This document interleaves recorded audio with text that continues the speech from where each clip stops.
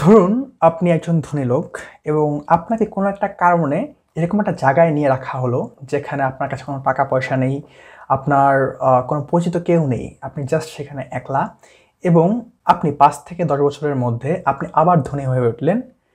কিন্তু কিভাবে? তো নাভাল রবিকান্ত বলে যে ধনী হওয়াটা ভাগ্যের খেলা না, এটা হলো সম্পূর্ণ স্কিল, এটা ব্যতিক্রমধর্মী স্কিল এবং যদি আপনি এই স্কিলটা জানতে পারেন তাহলে আপনি যে কোনো পরিস্থিতিতে যে কোনো পরিবেশে ধনী হয়ে উঠতে পারবেন। তো আজকে আমি কথা বলছি দ্য আলমানাক অফ নাভাল রবিকান্ত, অর্থাৎ নাভাল রবিকান্তের 10 বছর প্লাস বছরের অভিজ্ঞতা, তার জীবনী এবং তার যে জ্ঞান, তার টুইট, তার টক শো অথবা পডকাস্ট, এই সব কিছু সম্মিলিত করে এরিক জেগারসন এই বইটা লিখেছেন। তো নাভাল রবিকান্ত হলো সিলিকন ভ্যালির একজন কিংবদন্তি এবং তিনি একজন অ্যাঞ্জেল ইনভেস্টর এবং তিনি আর্লি এজে এরকম রকম কোম্পানিগুলোতে ইনভেস্ট করেছেন যেগুলোর এখন মার্কেট ভ্যালু কয়েক বিলিয়ন ডলার। তো তার একটা কোম্পানি রয়েছে অ্যাঞ্জেল লিস্ট এবং সেখানের মাধ্যমে তিনি উবার সহকারে ফেসবুক অন্যান্য জায়গায় তিনি অন্যান্য অনেক জায়গায় ইনভেস্ট করেছেন এবং তিনি একই সাথে ধনী হওয়ার সাথে সুখী হওয়া এই জিনিসটাকে উনি গুরুত্ব দিয়ে রাখেন এবং ওনার লাইফস্টাইল একজন পারফেক্ট সুখী মানুষের মতন, যেরকমটা আমরা জানি যে আমাদেরকে বলা হয় যে যারা ধনী তারা নাকি সুখী হয় না, বাট উনি এটার ব্যতিক্রম ঘটিয়েছে এবং তিনি তার সম্পূর্ণ অভিজ্ঞতাটাই এই বইটাতে ব্যাখ্যা করেছে।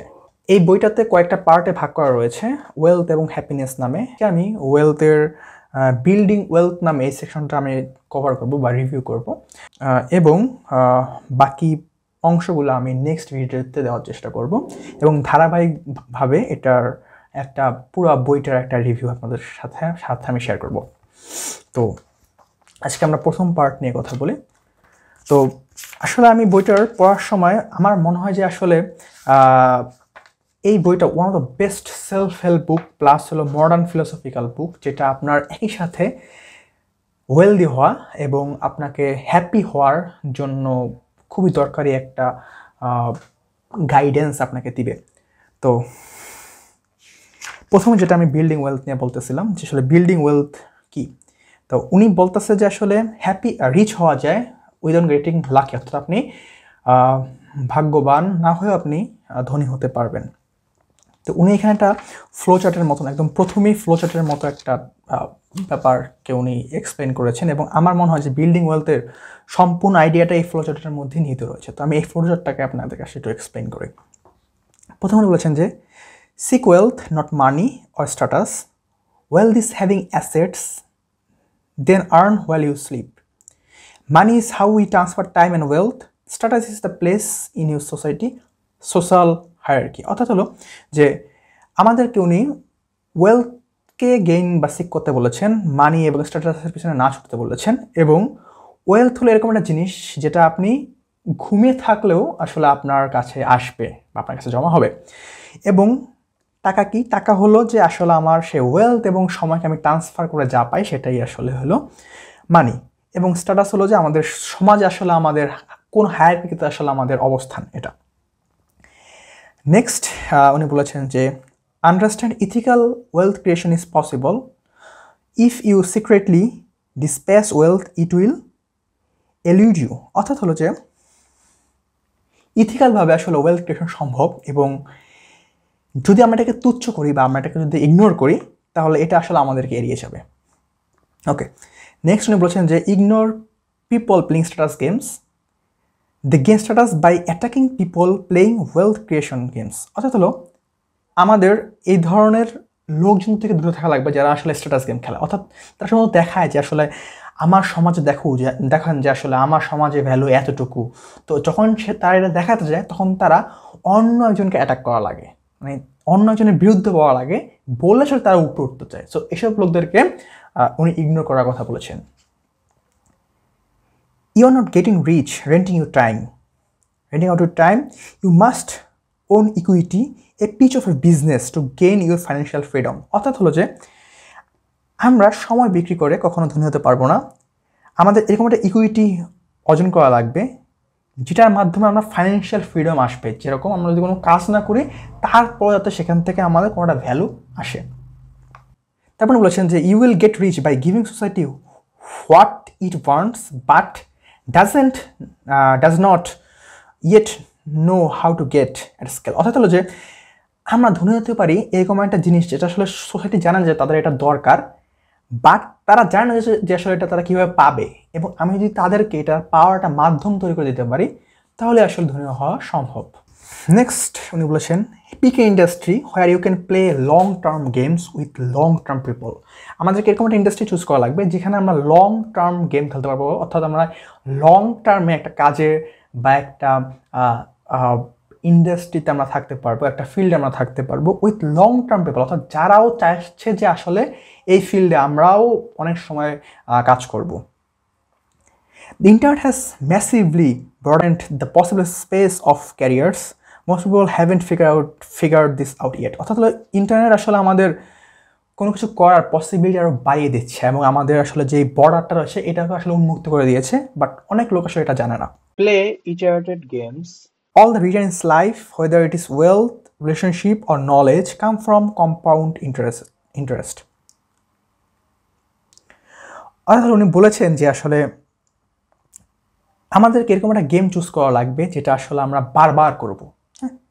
এবং উনটার টপিক এখানে এক্সপ্লেন করেছেন যে কম্পাউন্ড ইন্টারেস্ট, এটার উপর আমার একটা ভিডিও রয়েছে সম্পূর্ণ দ্য কম্পাউন্ড ইফেক্ট নামে একটা বইয়ের উপর আমার রিভিউ রয়েছে।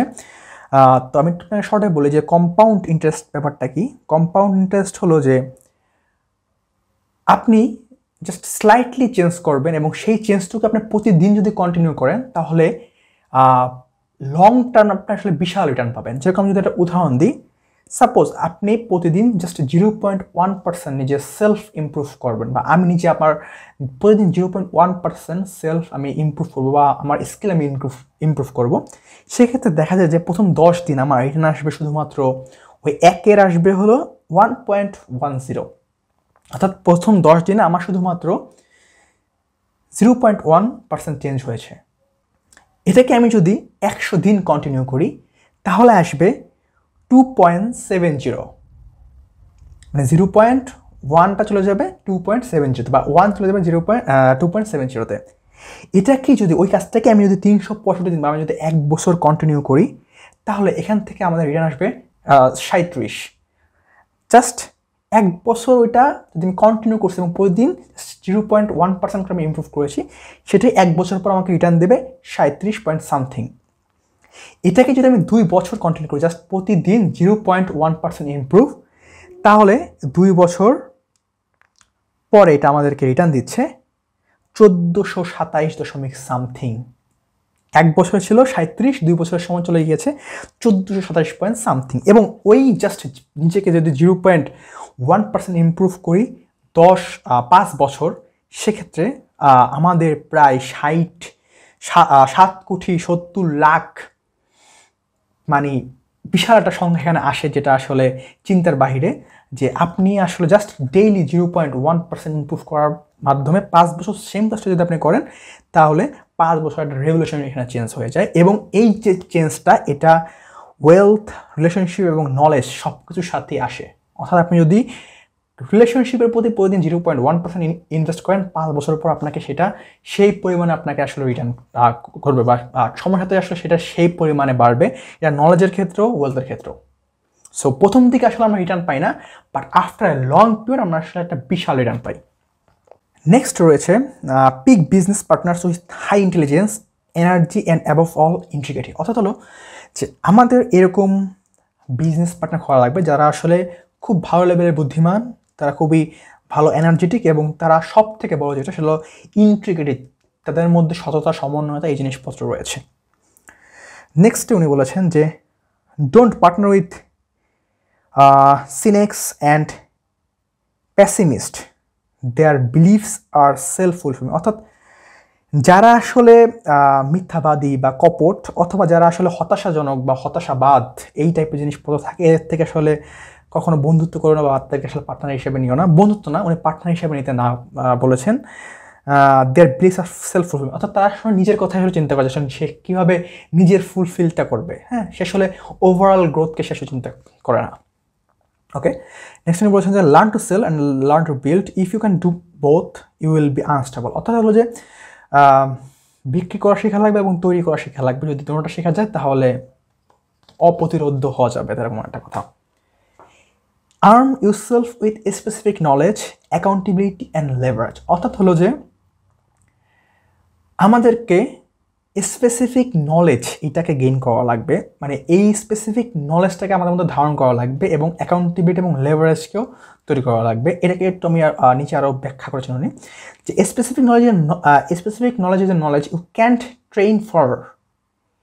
If society can train you, it can train someone else and replace you. অর্থাৎ হলো যে স্পেসিফিক নলেজ আসলে এরকম একটা নলেজ যেটা আসলে সোসাইটি আপনাকে শেখাতে পারবে না, এটা আপনি নিজে থেকে আসলে শিখবেন। মানে এটা আসলে কোনো পুঁথিগত জ্ঞান না, এটা কোথাও আসলে এটা কোনো উল্লেখ নেই, বা এটা একটা ট্রান্সফার করা যায় না বা তেমন জিনিসপত্র। হ্যাঁ, যদি সমাজ বলতে আসলে উনি এখানে স্কুলের শিক্ষাকে আসলে উনি মানে বুঝিয়েছেন যে যদি সমাজ আপনাকে এটা শেখাতে পারে তাহলে সে আসলে সেই জিনিসটা অন্য আরেকজনকেও শেখাতে পারবেন। হ্যাঁ, সো আপনাকে সমাজ যদি আপনাকে শেখাতে পারে তাহলে সে আসলে অন্য কাউকেও শেখাতে পারবে। সো সেক্ষেত্রে এটা আপনার কাছ থেকে রিপ্লেস হয়ে যাবে, মানে আপনার ভ্যালু আস্তে আস্তে কমতে থাকবে। সো এরকম নলেজ গেইন করা যেটা আসলে স্পেসিফিক, যেটা কাউকে শেখানো যায় না, আপনি সেটা উপলব্ধি করবেন বা আপনি সেটা আবিষ্কার করবেন।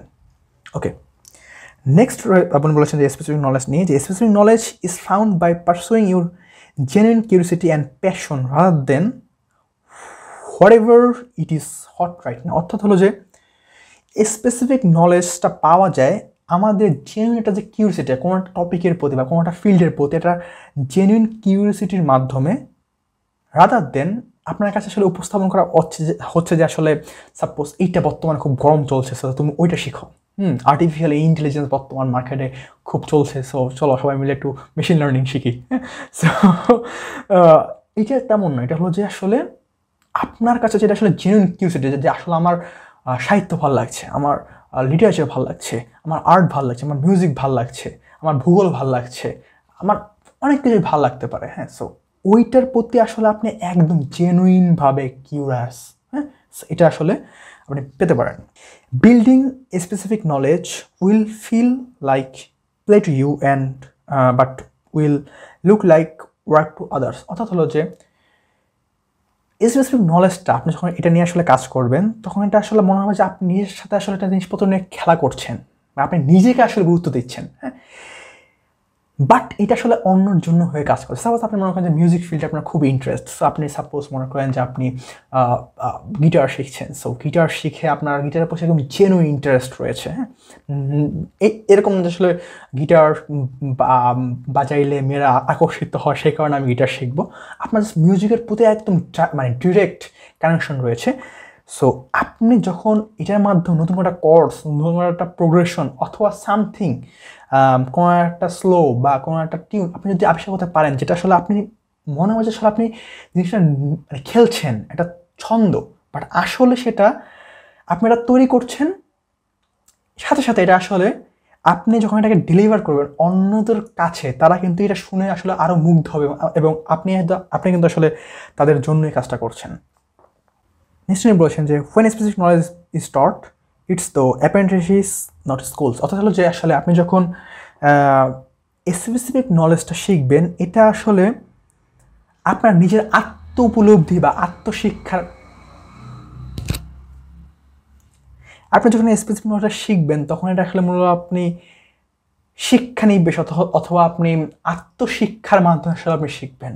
হ্যাঁ, যে আপনার মনে হবে যে আমি এই ফিল্ডে ফাটায় ফেলতে পারবো, আমি জাস্ট ইনসেনেবল কাজ করে যেতে পারবো, আমি আমার এই কিউরিওসিটিটাকে মানে এক্সপিরিয়েন্স করার জন্য বা জানার জন্য। হ্যাঁ, এবং এটা আসলে নিজের থেকে আসবে, এটা আসলে আপনার কোনো স্কুল আপনাকে শেখাবে না যে তোমাকে এটা শিখলে এমন হবে। হ্যাঁ, সো নেক্সট উনি বলেছেন যে specific knowledge is often higher technical or creative, it can not be outsourced or automate. অর্থাৎ হলো স্পেসিফিক নলেজ এরকম একটা জিনিস যেটা আসলে হাইলি টেকনিক্যাল, এটা আসলে অনেক ক্রিয়েটিভ হয়, যেটা আসলে অটোমেট করা সম্ভব হয় না, যেখানে আসলে আপনার নিজের বুদ্ধিমত্তা দরকার হবে, আপনার হিউম্যান থিঙ্কিং, আপনার সেইটার এক্সপিরিয়েন্স, আপনার সেটার নলেজ আসলে দরকার হবে, যেটাকে আউটসোর্স বা অটোমেট করা যাবে না, এবং এটা হাইলি টেকনিক্যাল এবং ক্রিয়েটিভিটি স্কিল।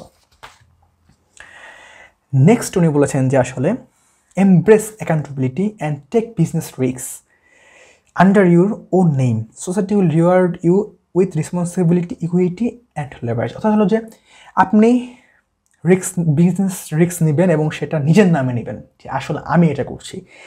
যদি আপনি এবং সোসাইটি আসলে আপনাকে রিওয়ার্ড করবে, এখন পজিটিভ রিওয়ার্ড বা নেগেটিভ রিওয়ার্ড জানি না, বাট সেটা রিওয়ার্ড করবে আপনাকে with your own responsibility, equity and leverage.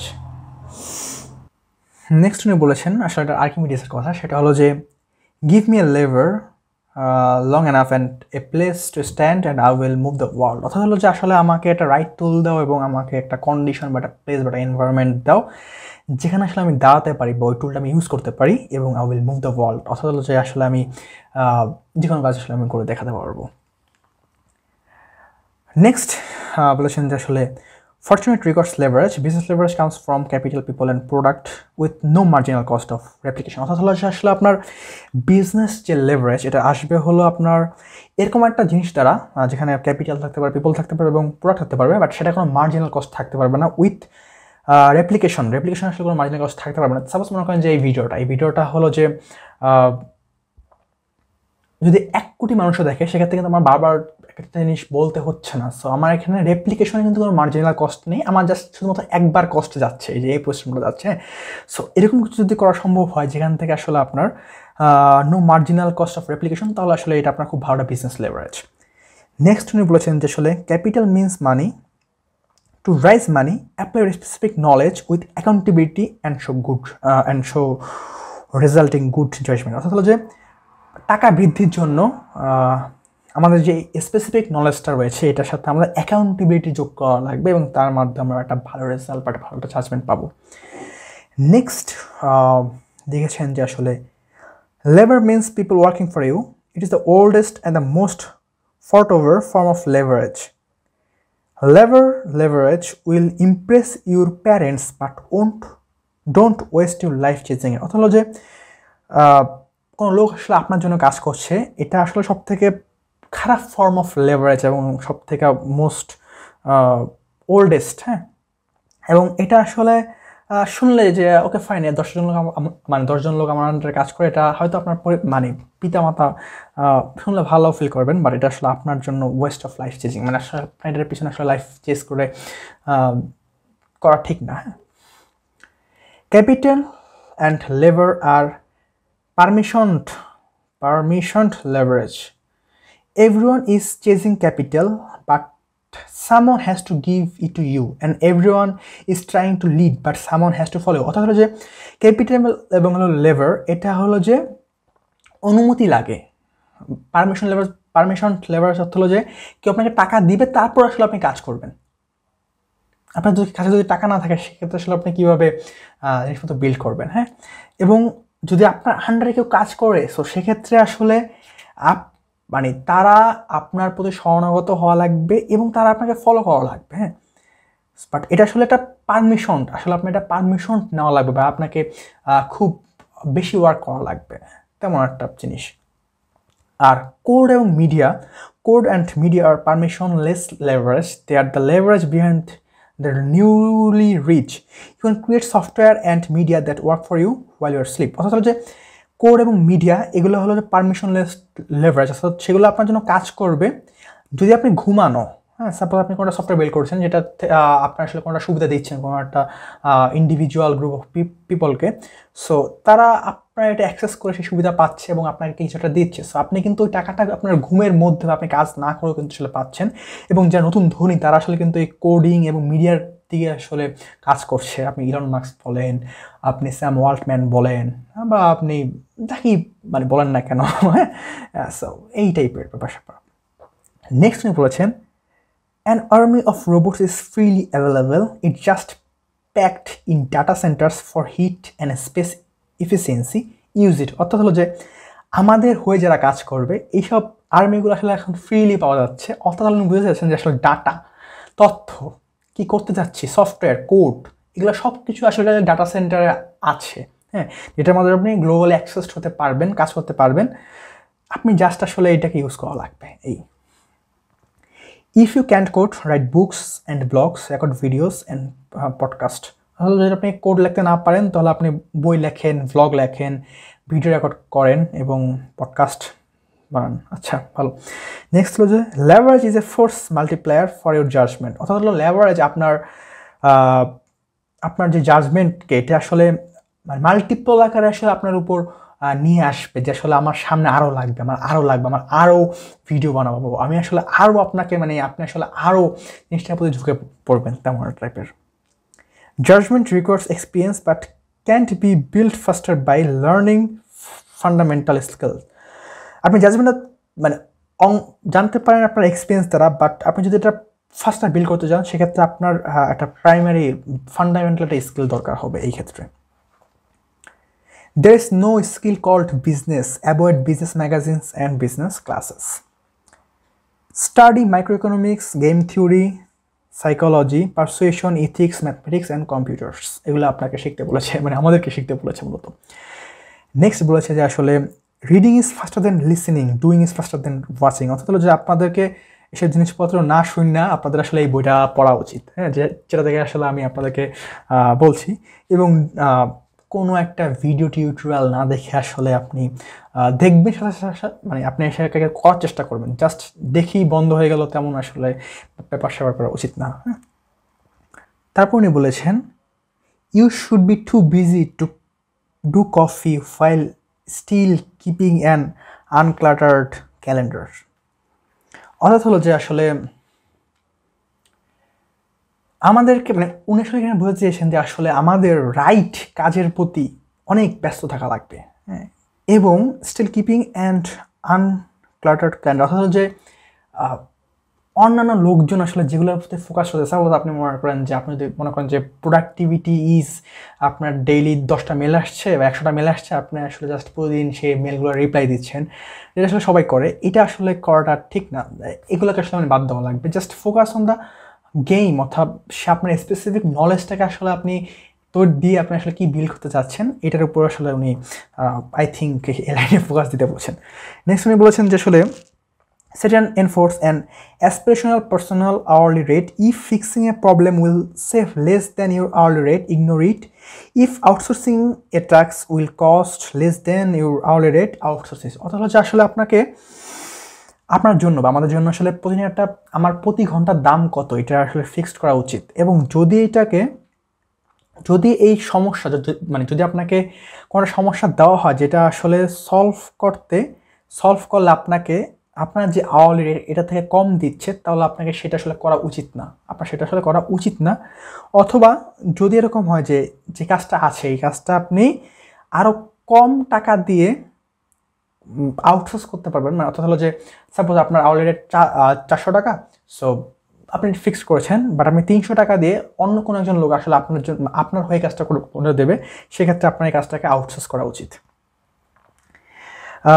Next বলেছেন যে work as hard as you can, even though who you work with and what you work with are more important than how hard you work। অর্থাৎ উনি বলেছেন যে আসলে আমাদের অনেক hard পরিশ্রম করা লাগবে, বাট তার থেকেও বড় ব্যাপার আমি কার সাথে কাজ করছি এবং আমি কিসের উপরে কাজ করছি, হ্যাঁ, এটা আসলে খুব ইম্পর্টেন্ট অনেক হার্ড ওয়ার্ক করার থেকে। Become the best in the world at what you do. Keep redefining what you do until this true। অর্থাৎ হলো যে কোনো একটা ফিল্ডে আমি যে স্পেসিফিক নলেজ বা যে ফিল্ডটা যাচ্ছি আমি ফিল্ডে একদম বেস্ট হওয়া লাগবে, একদম টপ, হ্যাঁ, এবং do refining what you do until this is true, এটা সত্য না হওয়া পর্যন্ত আসলে এই জিনিসটাকে রিডিফাইন, অর্থাৎ আসলে আমাকে রিকালচার করা লাগবে, হ্যাঁ, আমার সেই স্পেসিফিক নলেজটাকে, বা আমাকে ওয়ার্ল্ড টপে যাওয়ার জন্য যা করা দরকার আমি সেই ফিল্ডে সব কিছু করবো। There is no get rich quick schemes, there are just someone else getting rich of you। অর্থাৎ হলো যে আসলে তাড়াতাড়ি ধনী হয়ে যাওয়া বলতে আসলে কোনো স্কিম নাই। ওই যে হেরাফেরি নামে একটা মুভি রয়েছে লক্ষ্মী চিটফান্ড, আসলে 29 দিন 19 দিন পয়সা ডাবল, তেমন আসলে কোনো স্কিম নাই, হ্যাঁ, এগুলো আসলে ভুয়া। Apply specific knowledge with leverage and eventually you will get what you deserve। এবং ফাইনালি উনি বলেছেন যে আসলে when you are finally wealthy you will realize it wasn't what you were seeking in the first place, but that is for another day। এবং উনি সবগুলোকে summarise করেছে আসলে একটা কথা দ্বারা, প্রোডাক্টাইজ ইউরসেলফ দ্বারা। তো এটাই মূলত হলো যে বিল্ডিং ওয়েলথের একদম সম্পূর্ণ সামারি। উনি জাস্ট প্রথম 3টা বইয়ের মধ্যে 3-4টা পৃষ্ঠার মধ্যে উনি আসলে বলেছেন, এবং এগুলাকেই নেক্সট উনি এক্সপ্লেন করেছেন নানা ভাষায় নানাভাবে, যাতে আমরা আরও ঠিক মতন বুঝতে পারি। আর এটুকু আসলে আমি আপনাদের কাছে ওইটুকু থেকে পড়ে আমি যতটুকু পারেছি নিজের বুদ্ধিমত্তা প্রয়োগ করে আপনাদের সামনে ব্যাখ্যা করার চেষ্টা করেছি। এবং আমি বলবো যে আপনারা এই বইটা পড়বেন। এই বইটা খুব ভালো একটা বই। আমি যদি বলি যে আপনার লাইফে সেলফ হেল্পগুলো জাস্ট একটা বই মানে আপনার পড়া লাগবে, একটা বই, জাস্ট একটা বই, আমি বলবো যে আসলে আমি অনেক সেলফ হেল্প বুক পড়েছি এবং সবগুলো হলো পুরো ফালতু। সবগুলো ফালতু না, আসলে শিখার আছে, বাট আসলে আপনি যখন প্র্যাকটিক্যালি এগুলোকে লাগাবেন, এগুলো থেকে আসলে রিটার্ন পাওয়া খুবই কঠিন। কারণ হলো তারা কোনো রিসার্চ করে তারা করেনি, জাস্ট এগুলো আসলে ব্র্যান্ডিং করা খুবই সহজ, এবং আসলে এগুলোর মধ্যে ইংলিশ যেগুলো আসলে লেখা এগুলোও মানে পড়া সহজ, এগুলো আসলে বেস্ট সেলার হয়ে যায়। আর এগুলো কোনো আসলে রিসার্চ থেকে আসলে তারা নেয় না, তারা মনে হচ্ছে আসলে এরকম কিছু করা উচিত। বাট আমার কাছে মনে হচ্ছে যে আসলে এই বইটা একদম তরতাজা। হ্যাঁ, নাভাল রবিকান্ত তার জীবনে ঘটে যাওয়া একদম যা যা দরকার, যা যা প্রয়োজন, উনি আসলে সেই জিনিসপত্রগুলোকে এখানে ব্যাখ্যা করেছেন। এবং এগুলো আসলে আপনারা ওনার পডকাস্ট শুনতে পারেন। পডকাস্টগুলো ইউটিউবে অ্যাভেলেবেল রয়েছে নাভাল রবিকান্তের। উনি অত্যাধিক বুদ্ধিমান এবং অত্যাধিক সুখী একজন লোক আমার যা মানে মনে হচ্ছে ওনার পডকাস্টগুলো দেখে এবং এই বইটা পড়ে। এই তো আজকে আমি এটা নিয়ে কথা বলেছি, এবং নেক্সটে আমি কথা বলবো, নেক্সট আমার যে ভিডিও থাকবে এটাতে আমি কথা বলবো হলো নেক্সট রয়েছে হলো বিল্ডিং জাজমেন্ট নিয়ে, এবং তারপর আমি হ্যাপিনেস নিয়ে কথা বলবো, কেউ আসলে সুখী হওয়া যায় ধনী হওয়ার সাথে সাথে। এটাই তো, এটাই মূলত বইয়ের ভিতরে অনেক ডিপলি এক্সপ্লেন করেছে লেখক।